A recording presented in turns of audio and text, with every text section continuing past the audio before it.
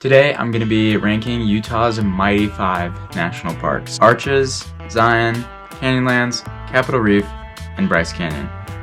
I'll be ranking them worst to best and having some discussion on the pros and cons for each of them to give you an idea which ones you might want to visit. I think everyone can agree that these parks are some of the best that America has to offer. Like, if this was a whole United States ranking, all of the Utah parks would be near the top.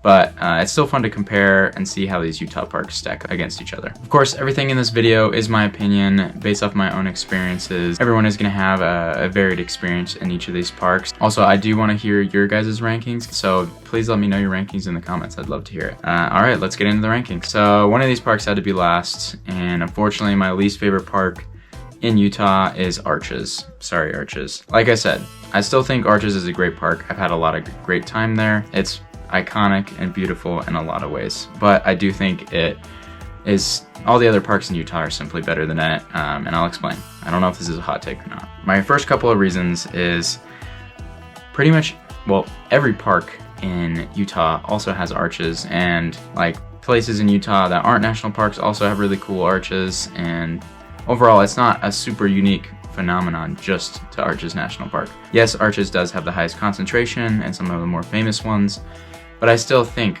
some of my favorite arches, like Corona Arch or Druid Arch, are not in the park. A lot of these other parks kind of have something unique to them that only they can say they have, but when it comes to arches, only having arches, that's just not the case. And there obviously is more to this park, like the Fins section and Dark Angel is a hike I really enjoy. In terms of Utah as a whole, you can kind of get those sort of experiences other places without the crowds of Arches, which is my other big negative. Arches is completely overrun. You have to get a reservation just to go into the park now, which is a good thing in terms of the park not getting completely destroyed. But for me, the crowds at this park just kind of make it unbearable at this point. I went back recently to Let's Take Martha for the first time just so she could see all the famous arches, and the crowds were awful. The roads were covered in bikes. I mean, it was really hard to get around. It was stressful, and I was glad we went, but it's just not a great experience. And that's just an unfortunate reality of some national parks. And some people might not care about that, and some people might want to look past the crowds, but for me, I really can't discount it. But I will say this park is definitely worth visiting once. Like, don't skip out on this park entirely if you've never been there. It is totally worth seeing the iconic views, the iconic arches, obviously. I mean, a lot of films have been there, like Thelma and Louise, the main drive to the park. Super iconic. So I would recommend going once, but that's the thing about this park. Another con, I would say, it's not really fun to revisit for me. I have revisited it just because I've been there with my family. But in terms of me wanting to go back, I don't feel the need to go back at all. Next up, Bryce Canyon.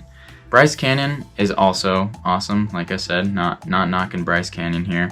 It's kind of an outlier in terms of Utah's national parks. All of Utah's national parks are made out of similar sandstone formations, like the Navajo sandstone pretty much occurs in all the parks, and some of the other ones like the Entrada sandstone that's in Arches National Park. They're all kind of connected. It's a similar feel and look.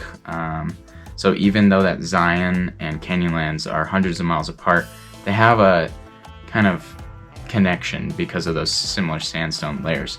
Bryce Canyon is the outlier as it's made of completely different younger sediments, and it gives it a very unique feel in Utah, which I think is an awesome thing, and it makes it stand out. The only reason Bryce Canyon is 4 on this list is simply because it's small.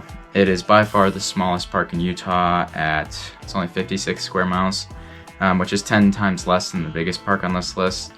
And this just causes the park to have kind of a similar issue with Arches, where it's not as fun to revisit a lot because you kind of exhaust all the things to do there pretty quickly. It's a great park for a day trip. Like, when you first get to Bryce Canyon, especially if you've never been there before, the first view into the canyon, especially with good lighting, is breathtaking. It's really awesome, and that if you do a short day hike, those are awesome as well. But it's kind of hard to get more than a couple days out of this park. So yeah, I'll say this is a great park.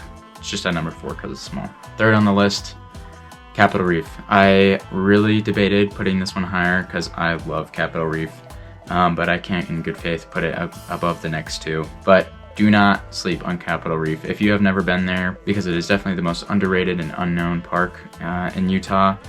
Like, don't skip out on it. It really is a place I love going back to. I've been there over 5 times, and I'm gonna keep going back over and over and over again. The thing about Capitol Reef, for people who haven't been there, is it doesn't have the best arches, it doesn't have the grandest views, it doesn't have the highest cliffs, but it is very solid in all of the categories you want out of a Utah National Park. It doesn't have the best of anything, but it is solid in everything. It's super diverse. You can pretty much do anything that you would want to do in a national park here. Like some highlights is the main canyon. It's got that cool history along with the really cool cliffs and scenic drive. You can even get pies at the little pie shop they have there. And if you want a more rugged experience, the northern section of the park, like the Temple of the Sun and Moon and all that, is super awesome. Like, not many people out there, super desolate. As well as the Bird Trail switchbacks. In the southern section, you can drive all the way down and get really far south, and it's awesome out there as well. And then there's lots of really cool like washes with high canyon walls in the center of the park. There's just a ton to do here.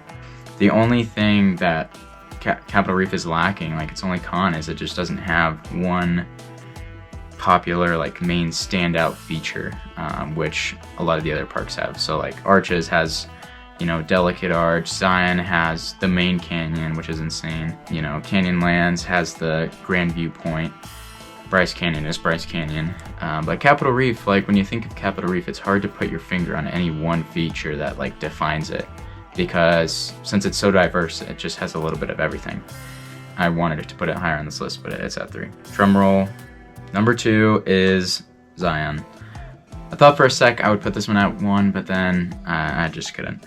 Zion is number 2, but I will say Zion is probably the most otherworldly place in Utah. I can't get over it each time. I went there recently, and just getting to the end of the road to start the Narrows, I couldn't believe it was real. It's such an unreal place to go. It does suffer from the same problem that Arches does, is it gets insanely busy. But the reason they're different is at Arches, you know, you go to see Delicate Arch and there's 200 other people with you. And it just feels like you're at a zoo, like looking at an animal, but instead you're looking at an arch. At Zion, you know, you're standing at the bottom of the canyon and there's thousands of people around you, but you're just looking up, and the canyon just dwarfs all the people, and it just kind of makes all the people insignificant. So I think sometimes the crowds can be annoying in Zion, but for the most part, it's such an amazing, like, otherworldly place that they can't really ruin it, at least not completely. It also has some of the most iconic hikes, like Angel's Landing and the Narrows. I did the Narrows recently, and it was an amazing experience. Those towering cliffs, even though there was a bunch of people around me, I didn't care. It was such a cool experience. I would honestly put Zion above the Grand Canyon, like in terms of just geological wonders, because with the Grand Canyon, you got these huge walls, but they're like miles away from you. But in Zion, you're right in the middle of it. And I know there's a lot of less popular places in Zion. This is the park I've probably been to the least, and I want to visit the most right now. So I do want to explore that section of the park more, because there's a lot more to Zion than just the main canyons. And so yeah, the pros of this park is it's probably the most amazing place in Utah, but cons, lots of people. All right, there's only one park left. First on this list is Canyonlands. Ever since I'm a kid, Canyonlands has been my favorite. It really just has everything that Utah has to offer. And it has everything that the other parks have, but all of it. It has amazing arches. Druid Arch recently went. Amazing vistas, probably the best in Utah. Awesome backcountry, like the best, like just absolutely rugged, you know, off the grid experiences. And then it also has really good river rafting, which none of the other parks have. I also recently rafted at Cataract Canyon, and that was awesome. It's really because the park just has levels, It not only has 3 districts, the Island in the Sky, Maze, and Needles, but it also has levels, because you can be on the top level at Grandview Point, you can be on the White Rim, or you can be in the river. So it's just such a huge park at over 500 square miles, and I've been there so many times already, and I feel like I've barely scratched the surface of this park. The maze I have yet to get to, but my parents have done it, and they said it was awesome, so I'm trusting them on that. And obviously, the main Grandview Point is so cool. And the White Rim Road, I've done that as well, is a super awesome, like, kind of beginner off-road experience, because the road itself isn't super difficult the whole time, but it's long, it's tough, and it's awesome. So yeah, that's my list. Arches at 5th, Bryce Canyon at 4th, Capitol Reef at 3rd, Zion at 2nd, and Canyonlands at 1st.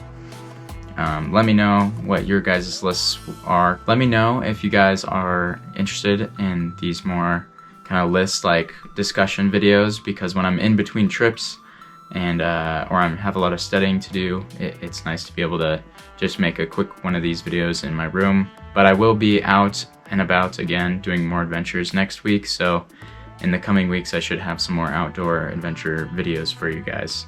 So yeah, let me know if there's any other lists or rankings you would like to see, and thank you for watching.